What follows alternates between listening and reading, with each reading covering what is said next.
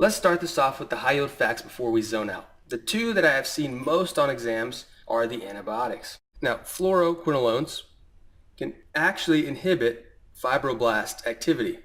This means that fibroblasts cannot work and cannot deposit collagen, making people susceptible to tendon or cartilage injury.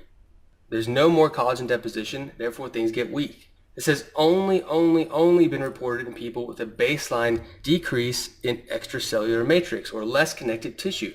Who are those people? Well, you gotta be old, the elderly, or someone taking corticosteroids, someone on prednisone, right? So they have to give you these clues. The person has to be old. They have to have a history of taking some sort of drug that makes their tissue weaker.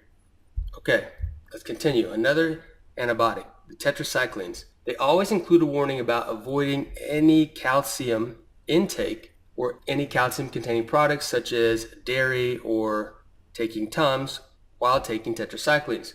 There has to be a reason. What's the reason? Why? Tetracyclines, they love to bind calcium. The antibiotic can directly compete with calcium that is being incorporated into bones. This includes teeth. You must never give this to a kid under the age of 8 because tetracyclines can cause this really weird tooth discoloration because they'll be incorporated along with the calcium into the tooth. Check out these sweet gums. Phenytoin causes this gingival hyperplasia 50% of the time that it's been reported, followed by the calcineurin inhibitor cyclosporine about 30% of the time. Lastly, this side effect has also been seen with some calcium channel blockers, but that's very rare. So remember the phenytoin and remember the cyclosporine. Somehow these drugs tell fibroblasts within the gingiva or the gums to deposit more collagen around the teeth. 1 out of 5 people that take phenytoin will get gingival hyperplasia. That's a pretty high yield fact, don't you think? Watch out for this on test day.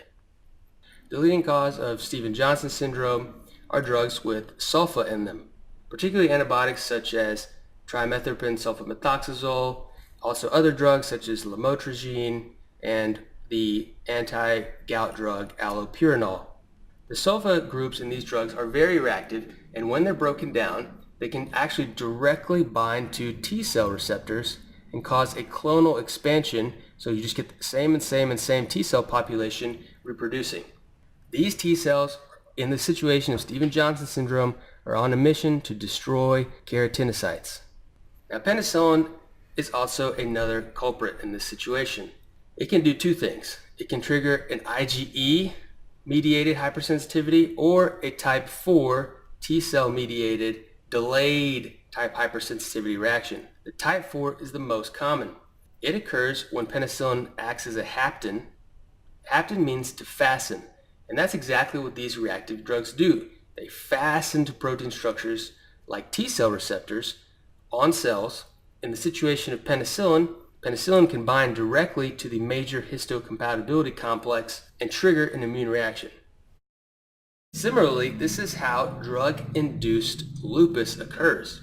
It is currently thought that the reactive breakdown products of things like sulfa drugs, hydralazine, isoniazid, procainamide, phenytoin, and etanercept bind to histone proteins, which is then going to be recognized as an abnormal histone drug complex by the immune system. The two most common drugs oftenly tested, hydralazine and procainamide. Pyrazinamide, thiazides, furosemide, niacin, and cyclosporin all decrease the ability of the kidney to place uric acid into the tubule. So here's our lumen. This is going into the toilet with the urine. These drugs therefore increase the amount of uric acid that will remain in the serum. This means that you have an increased risk for gout. Glucocorticoids cause osteoporosis by increasing osteoblast apoptosis. So that means that they are increasingly going to die. This throws off the balance of bone turnover. So now that osteoclasts are going to be chilling by their own. They're going to be dominating the situation. This is why patients taking glucocorticoids should be taking what other drug in addition? How about a bisphosphonate? You need to also inhibit the osteoclasts. Heparin, on the other hand, has been shown to actually directly stimulate osteoclast activity.